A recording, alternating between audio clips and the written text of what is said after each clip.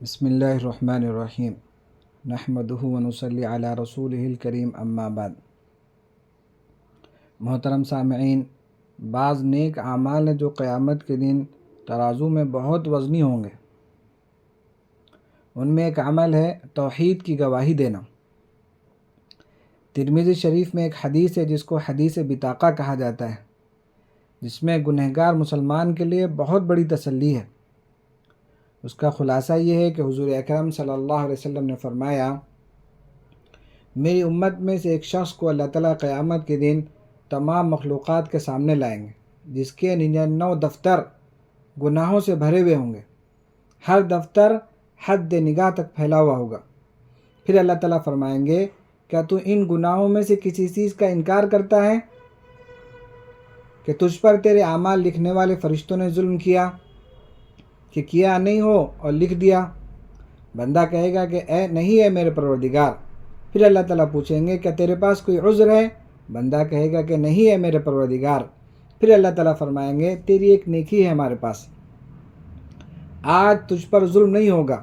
اللہ ایک پرچہ نکالیں گے جس میں لکھا ہوگا، اشہد ان لا الہ الا اللہ واشہد ان محمدا عبدہ ورسولہ۔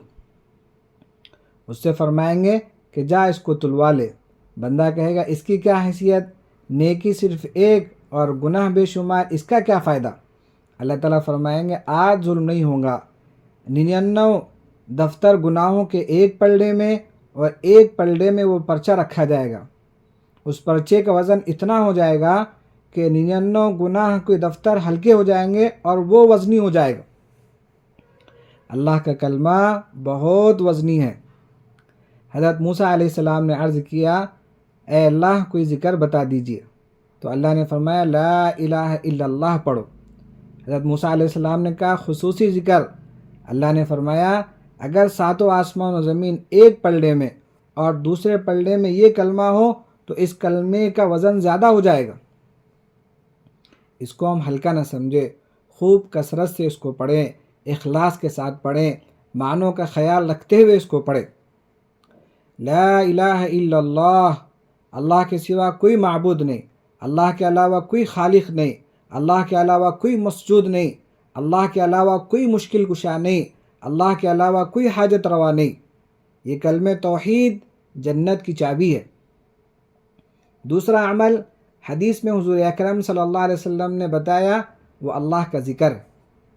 سبحان اللہ آدھے ترازو کو ثواب سے بھر دیتا ہے، الحمدللہ پورے ترازو کو ثواب سے بھر دیتا ہے، اللہ اکبر کا ثواب زمین و آسمان کی خلا کو ثواب سے بھر دیتا ہے۔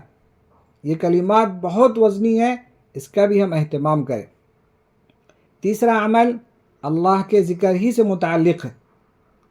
ایک دن حضور اکرم صلی اللہ علیہ وسلم صبح کی نماز پڑھنے کے بعد ام المومنین حضرت جویریہ رضی اللہ عنہا کے پاس سے باہر نکلے۔ پھر چاشت کے وقت میں یعنی دن چڑھنے کے وقت میں آپ واپس آئے تو دیکھا کہ وہ ذکر ہی کر رہی ہیں۔ تو حضور نے فرمایا کہ تم اسی حالت میں ہو جس حالت میں میں نے تم کو چھوڑ کر گیا تھا؟ انہوں نے کہا کہ ہاں اسی حالت میں ہوں۔ تو حضور اکرم صلی اللہ علیہ وسلم نے فرمایا کہ ہم نے تمہارے پاس سے جانے کے بعد 4 کلمات کہیں 3 مرتبہ، اگر تمہارے وظیفے کو ان کلمات کے ساتھ وزن کیا جائے تو اس کا وزن زیادہ ہو جائے گا۔ وہ کلمات یہ ہیں، سبحان اللہ و بحمدہ عدد خلقہ ورضا نفسہ وزینۃ عرشہ ومداد کلماتہ۔ یہ کلمات بہت وزنی ہے، خاص طور سے اس کا بھی اہتمام کریں۔ چوتھا عمل ہے حسن اخلاق۔ حدیث میں حضور اکرم صلی اللہ علیہ وسلم نے فرمایا، ما من شیء یوضع فی المیزان اثقل من حسن الخلق۔ قیامت کے دن ترازو میں اچھے اخلاق سے بڑھ کر کوئی عمل وزنی نہیں ہوگا۔ اچھے اخلاق والا دن بھر روزہ رکھنے والے اور رات بھر نماز پڑھنے والے کے برابر ہو جاتا ہے۔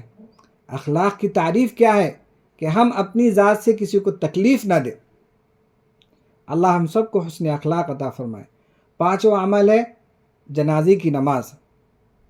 ایک مسلمان کا دوسرے مسلمان پر حق یہ ہے کہ جب اس کا انتقال ہو جائے اس کی نماز جنازہ پڑھے۔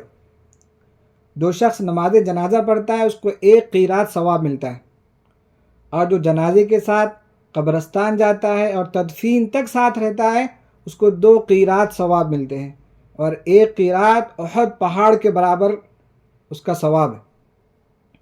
عبداللہ ابن عمر نے جب یہ حدیث سنی تو انہوں نے افسوس کا اظہار کیا کہ ہم نے بہت سارے قیرات کو ضائع کر دیا، اگر پہلے سے معلوم ہوتا تو ہم اس کا اہتمام کرتے۔ تو میرے بھائیوں، میری بہنوں، ہمیں نیکی کے کاموں میں آگے بڑھنا چاہیے تاکہ یہ نیکیاں ہمارے لیے ذخیر آخرت بنے۔ اللہ تعالیٰ سے دعا ہے کہ اللہ تعالیٰ ہم سب کو عمل کی توفیق دے۔